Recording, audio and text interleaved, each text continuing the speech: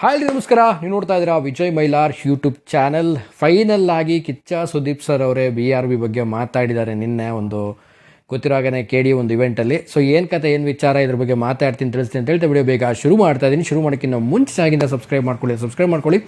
Insta Facebook ಆಗಿ Excel follow ಮಾಡೋದನ್ನು ಮರಿಬೇಡಿ. ಮೊದಲನೇದಾಗಿ KDಯ ಇವೆಂಟ್ ಬಗ್ಗೆ ಹೇಳೋದಾಯಿತು ಅಂದರೆ KD ಇವೆಂಟಲ್ಲಿ ಕಿಚ್ಚ ಸುದೀಪ್ ಸರ್ ಬಂದಿದ್ದರು.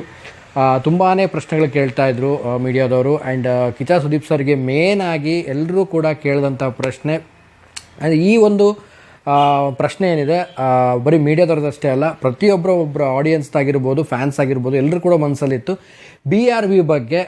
ಕಿಚ್ಚ ಸುದೀಪ್ ಸರ್ ಅವರ ಒಂದು ಬಾಯಲ್ಲಿ ಏನು ಬರುತ್ತೆ, ಆ ಸಿನಿಮಾದ ಬಗ್ಗೆ ಏನಾದ್ರು ಒಂದು ಅಪ್ಡೇಟ್ ಬರುತ್ತಾ ಅಂತ.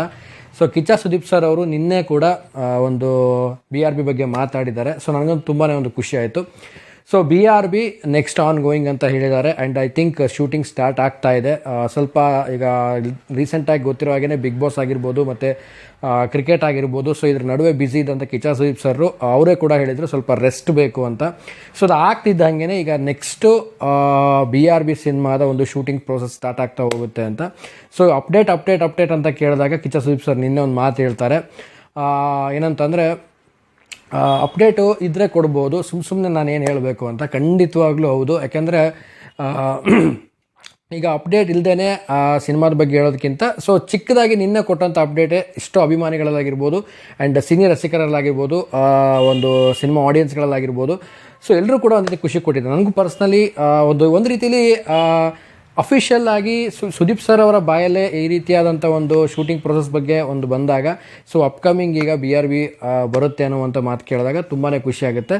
ಸೊ ಈಗ ನೌಡೇಸ್ ಅಂದರೆ ಈಗ ಸದ್ಯಕ್ಕೆ ಕಿಚ್ಚ ಸುದೀಪ್ ಸರ್ ಅವರು ಅವರ ಒಂದು BRB ಸಿನಿಮಾದ ಮೇಲೆ ಕಂಪ್ಲೀಟಾಗಿ ತೊಡಗಿಸ್ಕೊಳ್ತಾ ಇದ್ದಾರೆ ಅನ್ನೋ ಒಂದು ಅಫಿಷಿಯಲ್ ಆಗಿ ಅವರೇ ಕೂಡ ಹೇಳಿರುವಂಥದ್ದು ಎಲ್ಲರಿಗೂ ಖುಷಿ ಕೊಟ್ಟಂಥ ವಿಚಾರ. ಆ್ಯಂಡ್ ನಿಮಗೂ ಕೂಡ ಈ ಒಂದು ಕೇಳಿದ ತಕ್ಷಣ, ಈ ಒಂದು ಸುದ್ದಿ ಕೇಳಿದ ತಕ್ಷಣ ಹೇಗೆ ಅನ್ನಿಸ್ತು ಏನು ಕತೆ ಕಾಮೆಂಟ್ ಸೆಕ್ಷನಲ್ಲಿ ಕಾಮೆಂಟ್ ಮಾಡಿ.